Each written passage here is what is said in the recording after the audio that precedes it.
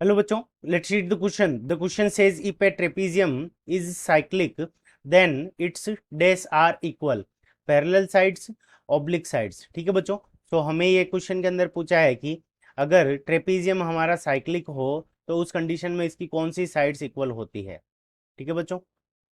सो इस क्वेश्चन को करने के लिए हम की कंसेप्ट देखते हैं. ठीक है. और की कंसेप्ट के अंदर हमारा जो की कंसेप्ट लगेगा वो क्या लगेगा? इक्वल.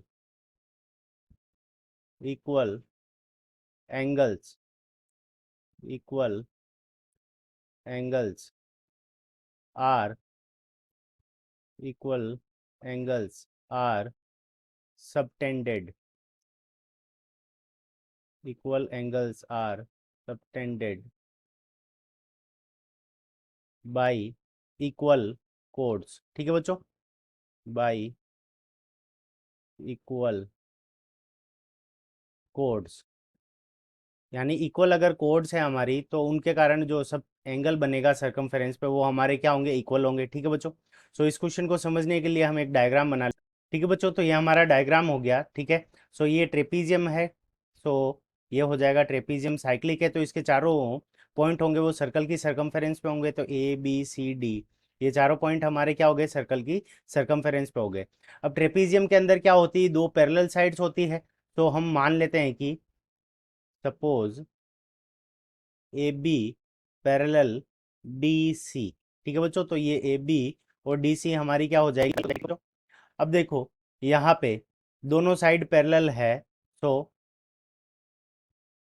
ये वाला एंगल एंगल वन और ये वाला एंगल एंगल टू. ठीक है बच्चों. Angle one is equals to angle two. ये दोनों हमारे क्या हो जाएंगे? इक्वल हो जाएंगे. रीजन क्या हो जाएगा? Alter net angles. तो अल्टरनेट एंगल्स से ये दोनों एंगल हमारे क्या हो जाएंगे? इक्वल हो जाएंगे. Alternate angles. और इसको हम दे देंगे इक्वेशन नंबर फर्स्ट. ठीक है बच्चों. अब देखो यहाँ पे एंगल वन किन कौन से कोड के कारण बन रहा है? ठीक है बच्चों. तो कोड बी सी या फिर आर्क बी सी के कारण angle one is equals to made by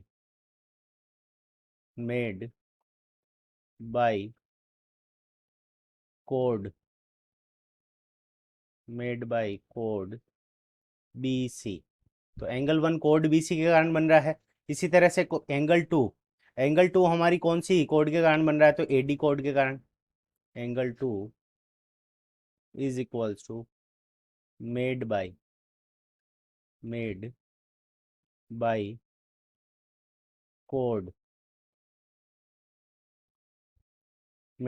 code AD. ठीक है बच्चों. तो ये कौन सी कोड के कारण बन रहा है? एडी कोड के कारण. अब देखो अगर ये दोनों एंगल इक्वल हैं तो इसका मतलब ये दोनों साइड्स हमारी यानी ये दोनों कोड्स हमारी इक्वल होनी चाहिए. If angle one is equals to angle two. अब अगर एंगल वन और एंगल टू इक्वल है तो इसका मतलब ये दोनों क्या होने चाहिए? हमारे दोनों आर्क या फिर दोनों कोड क्या होनी चाहिए? इक्वल होनी चाहिए. तो B C is equals to if angle one is equals to angle two then then B C is equals to A D. ठीक है बच्चों. तो B C is equals to A D. अब देखो बी सी और A D ये दोनों हमारी क्या है? ऑब्लिक साइड्स है. क्योंकि ए बी और सी डी तो हमने पैरेलल मान ली तो ये दोनों हमारी क्या हो जाएगी? Oblique sides. ठीक है बच्चों. सो ऑब्लिक साइड्स इस क्वेश्चन का करेक्ट आंसर हो जाएगा. Oblique sides. ठीक है बच्चों.